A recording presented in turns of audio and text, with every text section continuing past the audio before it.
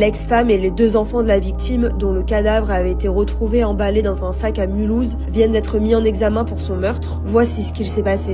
Au passage, n'oublie pas de t'abonner, je partage une affaire par jour. Pour rappel, le 24 décembre dernier, le corps d'un homme de 38 ans avait été retrouvé emballé dans un sac, dissimulé sous une armoire dans un box à Mulhouse. Le cadavre étant en mauvais état, le médecin légiste n'avait pas pu déterminer précisément la date du décès, mais le corps de la victime présentait une plaie mortelle au niveau de l'abdomen. Après donc plusieurs semaines d'enquête, c'est finalement l'ex-femme et les 2 enfants de la victime, âgés de 19 et de 22 ans, qui ont été interpellés, suspectés de l'avoir tué tous ensemble. En garde à vue, la mère de famille a bel et bien reconnu avoir caché le corps de son ex-mari dans un box qu'elle louait après le meurtre. Quant aux 2 enfants, connus des services de police, ils ont reconnu en garde à vue avoir tué leur père. La raison pour laquelle le père de famille a été tué n'a pas encore été formellement communiquée, mais d'après le Parisien, le mobile serait lié à des histoires d'agression sexuelle sur les 2 enfants, qui étaient mineurs à l'époque. La mère et les enfants ont donc tous les 3 été mis en examen et écroués.